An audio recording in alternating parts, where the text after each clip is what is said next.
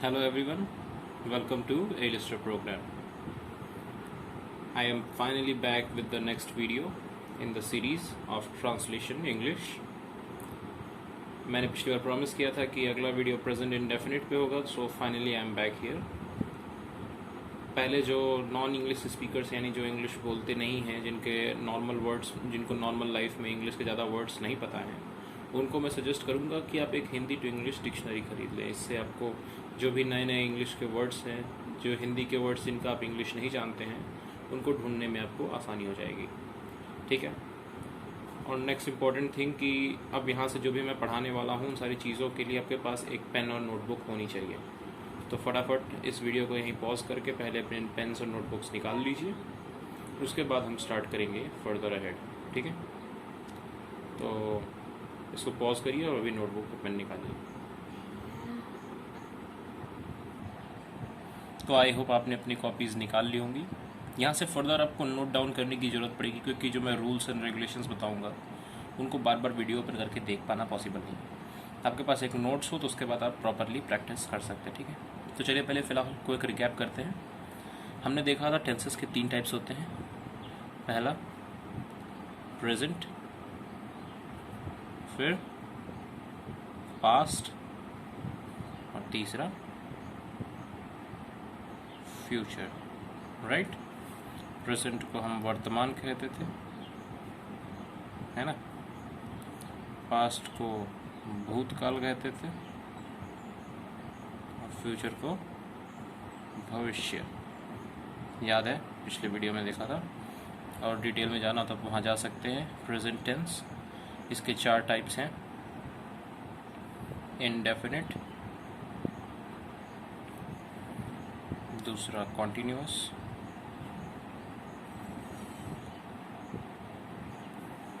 तीसरा परफेक्ट और चौथा परफेक्ट कॉन्टिन्यूअस. ओके. अब हम आते हैं फाइनली, हम इस वीडियो में प्रेजेंट का इंडेफिनिट पार्ट कवर करने वाले हैं. ओके. तो चलिए अब फाइनली हम लोग अपना प्रेजेंट इंडेफिनिट स्टार्ट करते हैं. तो first of all present indefinite की पहचान क्या होगी? जिस भी स्टेटमेंट के लास्ट में ता है, ती है और ते है आएगा, all of them are present indefinite. Present indefinite में हेल्पिंग वर्ब्स क्या क्या इस्तेमाल होंगे? डू और डज. ओके. ये खास चीज़ है. अच्छा, प्रेजेंट इंडेफिनिट स्टार्ट करने से पहले मैं कुछ बेसिक चीज़ें बताना चाहता हूँ जो हर एक फॉर्म में, चाहे प्रेजेंट के इंडेफिनिट कॉन्टीन्यूअस परफेक्ट या परफेक्ट कॉन्टीन्यूअस हो, चाहे पास्ट के ये चारों टाइप्स हों, चाहे फ्यूचर के चारों टाइप्स हों, ये कुछ चीज़ें हैं जो सब में कॉमन रहने वाली. पहली चीज़ तो हो गई helping verb. Second is subject. Subject means जिसके बारे में बात की जाए.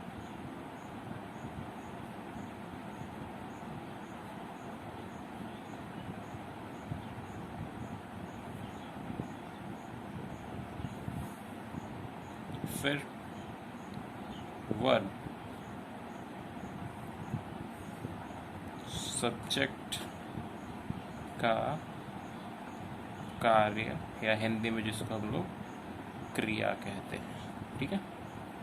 सब्जेक्ट ने क्या कार्य किया, जैसे कि खाया, खाता है, गाता है, जाता है, एट्सेट्रा.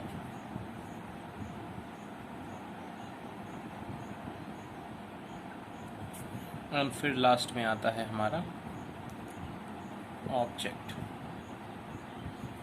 सब्जेक्ट ने किसके लिए कार्य किया या किस पर कार्य किया, ये सारी चीज़ें हमारी ऑब्जेक्ट में आती हैं, जिस पर कार्य होता है.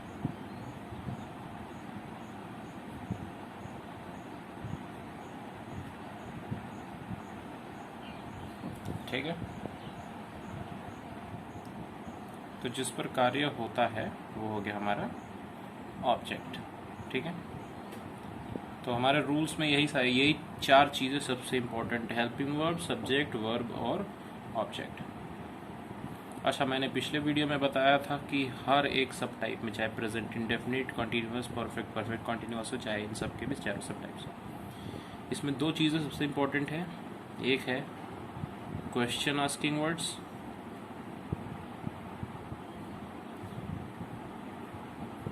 और दूसरे हैं आंसरिंग।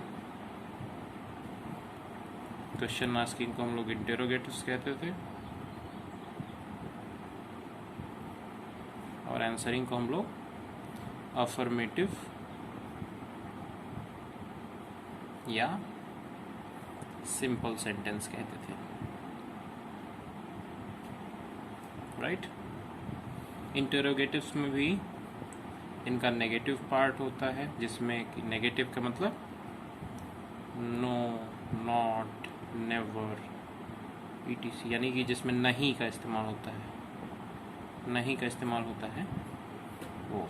और आंसरिंग में भी इनका नेगेटिव पार्ट होता है। ठीक है, क्वेश्चन इंटरोगेटिव में भी नेगेटिव पार्ट है और अफर्मेटिव में भी अफर्मेटिव का भी नेगेटिव पार्ट होता है। ठीक है, अब हम लोग फाइनली प्रेजेंट इंडेफिनिट के अफर्मेटिव सेंटेंसेस या सिंपल सेंटेंसेस के टाइप को देखने वाले हैं। ओके, अब हम आ गए हैं अफर्मेटिव या सिंपल सेंटेंसेस पे। तो हमारे में मैंने बताया था 4 चीज़ें सबसे इम्पोर्टेंट है, हेल्पिंग वर्ब, सब्जेक्ट, वर्ब और ऑब्जेक्ट। तो अफर्मेटिव इकलौता प्रेजेंट का अफर्मेटिव सेंटेंस जो होता है, प्रेजेंट इंडेफिनिट का जो अफर्मेटिव सेंटेंस है, ये पूरे ग्रामर में इकलौता है जिसमें helping verb is not available, यानी इसमें कोई हेल्पिंग वर्ब नहीं इस्तेमाल होता। ठीक है, जो हेल्पिंग वर्ब का मतलब सीधे सीधे हेल्पिंग का मतलब होता है साथ देना, और वर्ब तो है ही हमारे पास, तो वर्ब का जो साथ देता है वो हमारा हेल्पिंग वर्ब हो जाता है। ठीक है, तो हम लोग आते हैं, इसका रूल ज़रा देख लें। अफर्मेटिव सेंटेंस का सिंपल रूल क्या है? Rule is subject plus verb, S और ई एस ये ऑप्शनल है, प्लस ऑब्जेक्ट। अच्छा, अब ये ऑप्शनल एस या ई एस क्या है? जब वर्ब हमारा सिंगुलर हो, मतलब सब्जेक्ट जब हमारा सिंगुलर होगा तब हम इस एस या ई एस का इस्तेमाल करते हैं। ठीक है, जब वॉवेल के जब लास्ट में वॉवेल आए तो उसके साथ हम ई एस का इस्तेमाल करते हैं, और वॉवेल नहीं है तो एस का इस्तेमाल करते हैं। चलिए, पता चल जाएगा आगे जब हम इस्तेमाल करेंगे तब आपको इसका यूज़ समझ में आने वाला है। ठीक है, चलिए हम लोग अपना पहला स्टेटमेंट देखते हैं। हमने आइडेंटिटी बताई थी। ठीक है, प्रेजेंट इंडेफिनिट की आइडेंटिटी क्या है? ता है, ती है, ते है। अगर लास्ट में ये आ जाएगा तो हमारा प्रेजेंट इंडेफिनिट हो जाएगा। तो हम एक सिंपल सा सेंटेंस बनाते हैं। विजय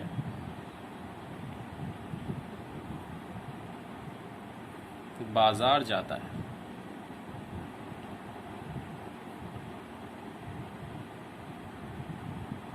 ओके, तो हमारा रूल क्या कहता है? सब्जेक्ट, फिर वर्ब और फिर ऑब्जेक्ट। सब्जेक्ट यानी जिसके बारे में बात की जा रही है, हमने पहले ही बताया था। यहाँ पे किसके बारे में बात की जा रही है? विजय के बारे में बात की जा रही है। वर्ब मतलब जो काम हो रहा है, काम क्या हो रहा है? जाता है। ठीक है, और ऑब्जेक्ट यानी जिस पर काम हो रहा है या जिसके लिए काम हो रहा है, किसके लिए, कहाँ जा रहा है? बाजार जा रहा है। ठीक है, तो हमने सबसे पहले सब्जेक्ट लिखना है। सब्जेक्ट हमारा है विजय, जिसके बारे में बात हो रही है, तो हमने लिखा विजय। वर्ब, वर्ब क्या है? जाना। जाने को हम लोग इंग्लिश में कहते हैं गो। ठीक है, अब मैंने बताया था एस या ई एस कब इस्तेमाल होता है? जब सिंगुलर सब्जेक्ट हो। सब्जेक्ट सिंगुलर का मतलब सिंगुलर प्लूरल, जिसको नहीं पता मैं बता देता हूँ।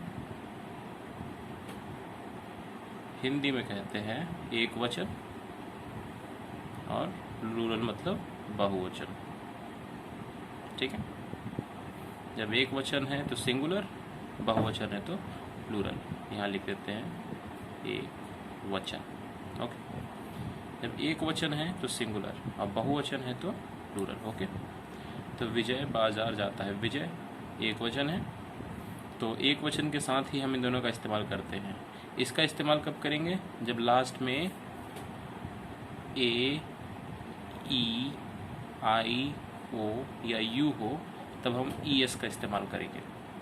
उसके अलावा बाकी अदर्स में किसका इस्तेमाल करने वाले हैं हम लोग? एस का। किसके लिए बताइए मेरे साथ? सिंगुलर्स के लिए, यानी एक वचन के लिए। ठीक है, एक वचन के लिए हम लोग जब लास्ट में ये इनमें से कोई आए तो ई एस, बाकी कुछ भी आए तो एस। तो लास्ट में ओ आया हुआ है, जी हाँ इसमें पड़ता है, तो इसलिए हम लोग किसका इस्तेमाल करेंगे? E S. गोज कहाँ जाता है? बाजार। तो किसी स्थान की तरफ जाने के लिए हम लोग हमेशा टू का प्रयोग करते हैं, टू मार्केट। हमारा सिंपल सा स्टेटमेंट बन चुका है, विजय बाजार जाता है। तो हमने किया सब्जेक्ट, वर्ब। एस या ई एस सिंगुलर के लिए इस्तेमाल होता है, तो क्या विजय सिंगुलर है? हाँ है, तो हम एस या ई एस का इस्तेमाल करेंगे। ओके, हमने ई एस का इस्तेमाल किया, क्यों? क्योंकि यहाँ पे वॉवेल है, यानी ए, ई, आई, ओ, यू में से कोई भी है तो ई एस का इस्तेमाल करते हैं। और फिर हमारा ऑब्जेक्ट आता है मार्केट, लेकिन एक किसी स्थान की तरफ जा रहा है तो टू लगाना होगा। किसी प्लेस की तरफ जाते समय हमें टू का इस्तेमाल करना पड़ता है। ठीक है, एक और स्टेटमेंट देख लेते हैं। अनुराधा गाना गाती है। अब इसका स्टेटमेंट फॉर्म करना है तो हमें क्या करना होगा?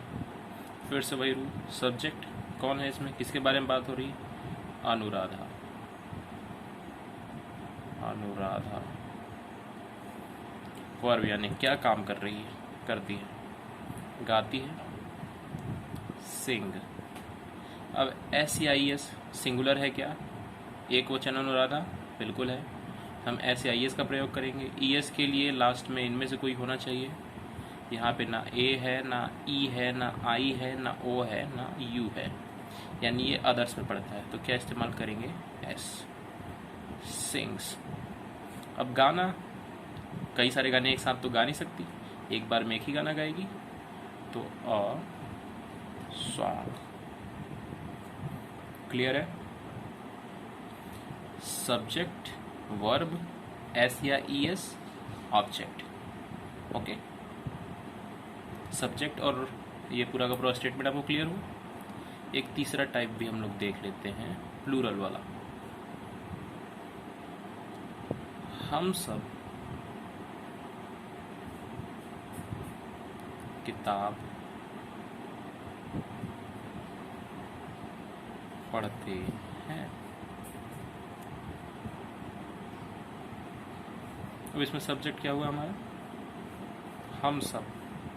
हम सब के बारे में बात हो रही है, तो बिल्कुल हमारा सब्जेक्ट क्या हो गया? हम सब। हम सब के लिए इंग्लिश वर्ड क्या होता है? वी।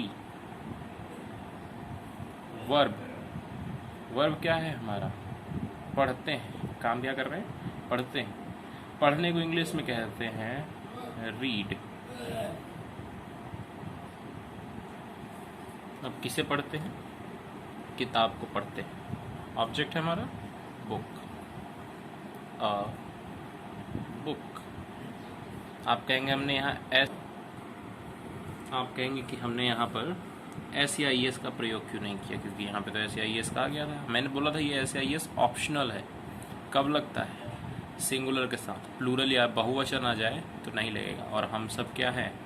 वी क्या है? प्लूरल है।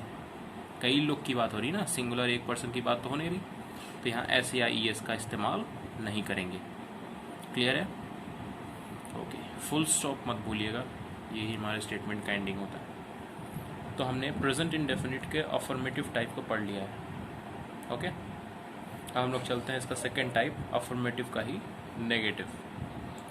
हम आ चुके हैं नेगेटिव सेंटेंसेस की तरफ। अगर आपको लग रहा है कि मैं थोड़ा फास्ट जा रहा हूँ तो आप आराम से इस वीडियो को यूट्यूब में स्लो का ऑप्शन होता है, स्लो करके इसको धीरे धीरे देख सकते हैं, ठीक है। अब आते हैं नेगेटिव सेंटेंसेस में, तो हम सबसे पहले इंपॉर्टेंट चीज़ हर एक में मार्क करेंगे हेल्पिंग वर्ब्स। तो नेगेटिव सेंटेंस में हमारा हेल्पिंग वर्ब होता है डू या डज, ठीक है। ये है हमारा हेल्पिंग वर्ब। यहाँ पे हम दो हेल्पिंग वर्ब्स का इस्तेमाल करेंगे, डू या डज। यहाँ पर एस या ई एस का इस्तेमाल नहीं होगा। तो इसका रूल क्या है हमारे लिए,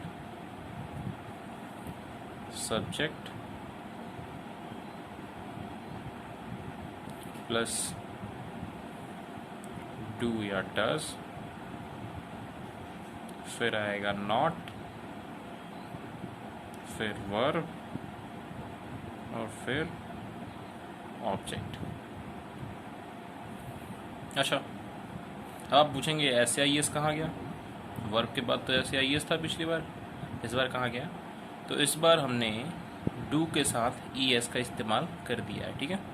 सिंगुलर है तो डज का इस्तेमाल करेंगे, ठीक है। इसमें हमने ऑलरेडी ये हेल्पिंग वर्ब अलग अलग, ये सिंगुलर के लिए और ये प्लूरल के लिए, ठीक है। सिंगुलर सब्जेक्ट होगा तो हम डज का इस्तेमाल करेंगे और प्लूरल सब्जेक्ट होगा तो डू का इस्तेमाल करेंगे। तो डज में ऑलरेडी ई एस लगा हुआ है, तो यानी सिंगुलर के समय जब ई एस का इस्तेमाल यहीं हो गया है तो वर्ब में इस्तेमाल करने की ज़रूरत नहीं है। और प्लूरल में तो कभी ई एस एस या ई एस इस्तेमाल होता ही नहीं, तो उस समय डू लगेगा, ठीक है। स्टेटमेंट्स देखते हैं तो आपको क्लियर हो जाएगा कि मैं क्या बात कर रहा हूँ। चलिए, जैसे हम एक एग्जांपल देखते हैं, रमा पनीर नहीं खाती है। ओके, ये हमारा सिंपल सा स्टेटमेंट है, रमा पनीर नहीं खाती है। चलिए देखते हैं। First of all subject, subject कौन है? रमा। फिर डू या डज, तो हम डू कब इस्तेमाल करते हैं? जब प्लूरल या बहुवचन होगा, और डज कब इस्तेमाल करते हैं? जब सिंगुलर होगा या एक वचन। तो रमा तो सिंगुलर यानी एक वचन है, हम किसका इस्तेमाल करेंगे? डज। उसके जस्ट बाद हमारे पास आता है नॉट, फिर वर्ब। वर्ब मतलब काम क्या हो रहा है? खाती है। खाने को हम लोग क्या कहते हैं? ईट। सिंगुलर होने के बावजूद यहाँ एस या ई एस क्यों नहीं लगाएंगे? क्योंकि ई एस यहाँ पे इस्तेमाल हो चुका है हेल्पिंग वर्ब में, ठीक है। ईट, उसके बाद क्या है? ऑब्जेक्ट। किसको खाती है? पनीर, या जो लोग जानते हैं इसको कॉटेज चीज़ भी कहते हैं, ठीक है।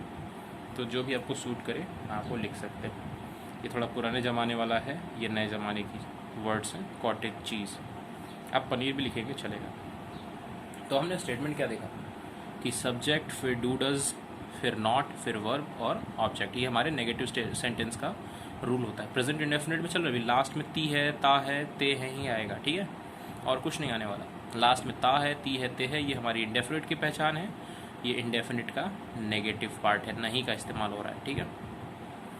तो अभी तो हमने दो ही पढ़े हैं, 4 टाइप्स होते हैं नेगेटिव। एक और एग्जांपल देख लेते हैं। दूसरा है हमारे पास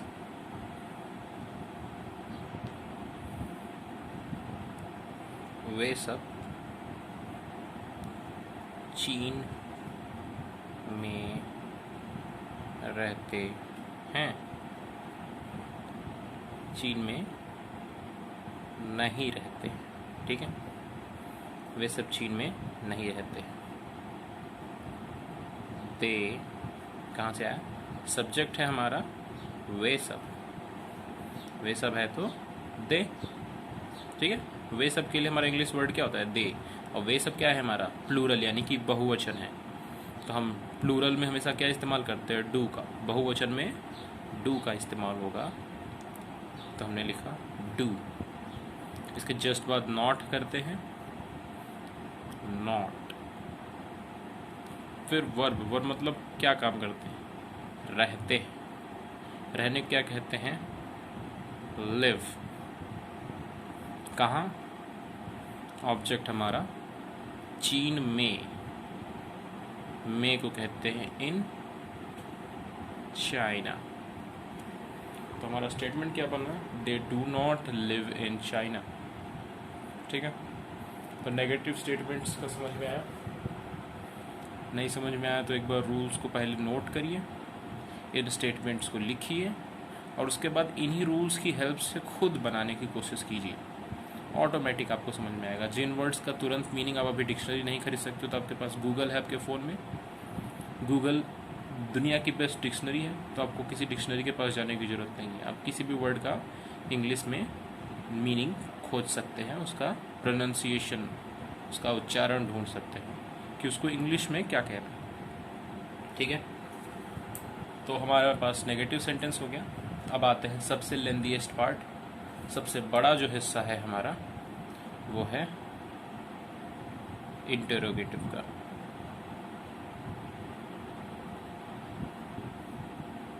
जिसको मैंने बताया था क्वेश्चन आस्किंग वाले। ठीक है, इनको हम लोग कहते हैं question asking type sentences. Helping verb इसमें भी वही होगा, डू या डज, बट यहाँ पे इस्तेमाल इसका थोड़ा डिफरेंट तरीके से होगा। फर्स्ट ऑफ ऑल इसको सॉल्व करें उससे पहले हम कुछ क्वेश्चन वर्ड्स का मीनिंग जान लेते हैं। इनको हम लोग WH वर्ड्स कहते हैं। जैसे क्या को इंग्लिश में हम लोग कहते हैं व्हाट, कब, कब को हम लोग कहते हैं व्हेन, कहाँ, वेयर, कौन, हु, कैसे, हाउ, क्यों, वाई, किसको, हु, etc। ठीक है, ये सारे जो होते हैं हमारे क्वेश्चन आस्किंग वर्ड्स होते हैं। ऑलराइट, इनका हमको इस्तेमाल करना है अपने इस स्टेटमेंट में। इंट्रोगेटिव टाइप सेंटेंसेस में इनका इस्तेमाल हम करेंगे। अब इंट्रोगेटिव सेंटेंसेस के दो टाइप्स होते हैं मेनली। कैसे कैसे?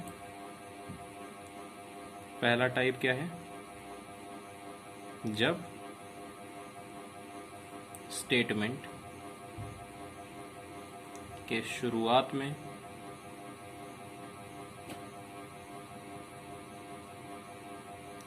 क्या इस्तेमाल होता है,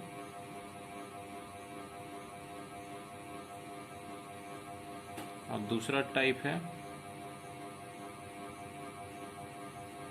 जब स्टेटमेंट के बीच में क्वेश्चन वर्ड्स आते हैं। ठीक है, क्वेश्चन वर्ड्स कौन कौन से? कब, क्या, कहाँ, कौन, कैसे, ये सब जो है इस्तेमाल होते हैं तब। ठीक है, ये दो मेन टाइप्स हैं। उसके बाद इनके नेगेटिव्स भी वहीं पे उन्हीं के साथ साथ मैं सिखा दूंगा। ठीक है, लास्ट में इनके क्वेश्चन मार्क लगाना मत भूलिएगा। आइए हम लोग टाइप 1 से स्टार्ट करते हैं, यानी कि जब स्टेटमेंट के पहले या शुरुआत में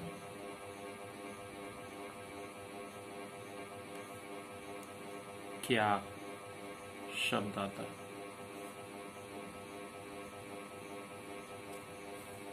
फॉर एग्जाम्पल, क्या रमेश गाना गाता है? ओके, तो इसमें क्या हुआ? स्टेटमेंट के स्टार्टिंग में क्या शब्द का इस्तेमाल हुआ है। ठीक है, तो इसका रूल क्या है हमारे पास? रूल है डू या डज, यानी कि हेल्पिंग वर्ब पहले आएगा, फिर सब्जेक्ट, अगर नॉट है तो इसका इस्तेमाल करेंगे, ये ऑप्शनल है, अवेलेबल है तो करेंगे, नहीं अवेलेबल है तो नहीं करेंगे। फिर आएगा हमारे पास वर्ब और फिर ऑब्जेक्ट, लास्ट में क्वेश्चन मार्क। तो डू डस डिसाइड करने का हमें रूल पता ही है। सब्जेक्ट क्या है उसके हिसाब से हम डिसाइड करते हैं कि ये सिंगुलर है या प्लूरल, उसके हिसाब से डिसाइड करेंगे कि डू या डज कहाँ लगेगा। ठीक है, कौन सा लगेगा इसमें से। तो सब्जेक्ट हमारा इसमें क्या है? रमेश। रमेश क्या है? सिंगुलर यानी एक वचन। एक वचन में हम हमेशा डज का इस्तेमाल करते हैं, तो यहाँ पे हम लोग लिखेंगे डज। ठीक है, फिर आता है सब्जेक्ट यानी कि रमेश। नॉट कहीं है, नहीं है, तो हम लोग बात करते हैं नॉट। नॉट यहाँ पर इस्तेमाल नहीं हुआ है, तो नॉट को हम इग्नोर करेंगे। हम आते हैं अपने वर्ब पे। वर्ब में क्या है? गाता है। गाने को हम लोग इंग्लिश में कहते हैं सिंग। सिंग। और ऑब्जेक्ट क्या है? गाना, यानी अ सॉन्ग। ये हमारा statement, does Ramesh sing a song. एक क्वेश्चन वर्ड बन गया, क्या रमेश गाना गाता है? तो क्योंकि क्या पहले आया है तो हम लोग हेल्पिंग वर्ड का पहले इस्तेमाल करेंगे, ना कि WH वर्ड्स। ठीक है, WH वर्ड्स का इस्तेमाल कब होगा? जब क्या, क्यों, कब, कैसे स्टेटमेंट के बीच में कहीं आएगा, तब हम लोग इस्तेमाल करेंगे WH वर्ड्स का। अदरवाइज हम लोग ऐसे हेल्पिंग वर्ब्स का ही इस्तेमाल करते हैं। चलिए एक स्टेटमेंट हम लोग और देखते हैं। अब जैसे कि हमने स्टेटमेंट ले लिया, क्या हम सब वहाँ पढ़ते हैं? तो स्टेटमेंट में फर्स्ट ऑफ ऑल क्या है? क्या। तो डू या डज, लेकिन हमें इनको डिसाइड करने के लिए क्या करना होगा? फर्स्ट ऑफ ऑल सब्जेक्ट देखना होगा। सब्जेक्ट क्या है? हम सब। हम सब यानी वी मतलब प्लूरल, प्लूरल यानी बहुवचन। और बहुवचन में हम डू का इस्तेमाल करते हैं, तो हम लोग लिखेंगे डू। फिर सब्जेक्ट आता है, हम सब वहाँ। चलिए हम लोग यहाँ पे नहीं का इस्तेमाल कर लेते हैं। ठीक है, डू और फिर सब्जेक्ट आया हम सब यानी we. Okay, do we. Not का इस्तेमाल होता है जब नहीं आ गया, बिल्कुल, डू वी नॉट। वर्ब, पढ़ते हैं। पढ़ने क्या कहते हैं? स्टडी या रीड भी कहते हैं, हमने यहाँ स्टडी का इस्तेमाल कर लिया। Do we not study, object क्या है? वहाँ, there. Do we not study there. ठीक है, ये हो गया हमारा टाइप 1 स्टेटमेंट, जहाँ पर स्टेटमेंट के शुरुआत में डू मतलब क्या का इस्तेमाल होता है, तो हम लोग डू या डज यानी हेल्पिंग वर्ब को स्टार्टिंग में रखते हैं। ठीक है, अब आते हैं टाइप 2 की तरफ। टाइप 2 स्टेटमेंट्स क्या हैं? जहाँ स्टेटमेंट के बीच में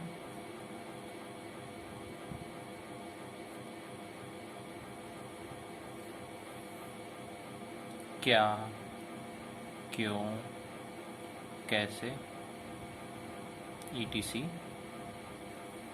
शब्द आते हैं, यानी कि क्वेश्चन आस्किंग वर्ड्स आते हैं। ठीक है, तब क्या करेंगे हम लोग? एग्जाम्पल देख लेते हैं। अनुराधा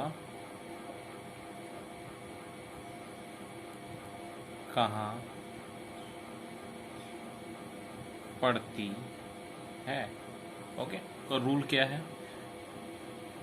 रूल है इसका, first of all WH words, फिर डू डज, फिर सब्जेक्ट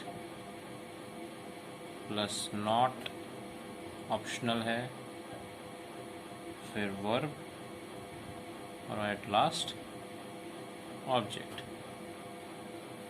ये डूडल्स क्या है? Helping verb. ओके, तो हम लोग WH वर्ड्स का इस्तेमाल करेंगे। तो कहाँ के लिए WH वर्ड होता है, आप अपना लिस्ट जाके चेक कर सकते हो जो पीछे लिखा हुआ है, जो आपने पहले लिखा हुआ है। अगर नहीं लिखा है तो अभी वापस जाके नोट करिए। और WH वर्ड क्या हो जाएगा कहाँ के लिए? वेयर। फिर आता है डू या डज। तो डज सिंगुलर के लिए, डू प्लूरल के लिए। अनुराधा सिंगुलर है इसलिए हम लोग किसका इस्तेमाल करेंगे? डज का। मैं ज़्यादा फास्ट तो नहीं जा रहा, थोड़ा स्लो कर सकते हैं आप वीडियो को, और धीरे धीरे भी पढ़ सकते हैं आराम से। ओके, फिर आता है सब्जेक्ट। डज के बाद सब्जेक्ट हमारी है अनुराधा। अनुराधा। नॉट है नहीं यहाँ पे बिल्कुल भी। फिर वर्ब आ जाता है पढ़ती, रीड। ऑब्जेक्ट है नहीं तो बस question mark and that's it. इस रूल में से जो भी अवेलेबल नहीं है हम उनको यहाँ राइट नहीं करते, ठीक है। उनके अलावा हम बाकी चीज़ों को सिंपली राइट करते चले जाएंगे। जो भी चीज़ इसमें से स्किप होगी, नॉट स्किप हुआ, हमने नॉट को हटा दिया। ऑब्जेक्ट स्किप हुआ, ऑब्जेक्ट को हटा दिया, उसी सीक्वेंस में। ये नहीं कर सकते कि अगर नॉट वर्ब स्किप हो गया तो ऑब्जेक्ट को पहले, नॉट को बाद में, नहीं कर सकते। नॉट के बाद ही ऑब्जेक्ट आएगा, ठीक है। वर्ब गायब है तो हम सीधे ऑब्जेक्ट पे पहुँच गए। वैसे वर्ब के बिना नॉर्मली सेंटेंस होता नहीं है, कुछ एक्सेप्शंस तो होते ही हैं। अब आते हैं हम लोग इसका एक एग्जांपल और देख लेते हैं, ठीक है। जैसे हम सब चीन क्यों नहीं जाते हैं?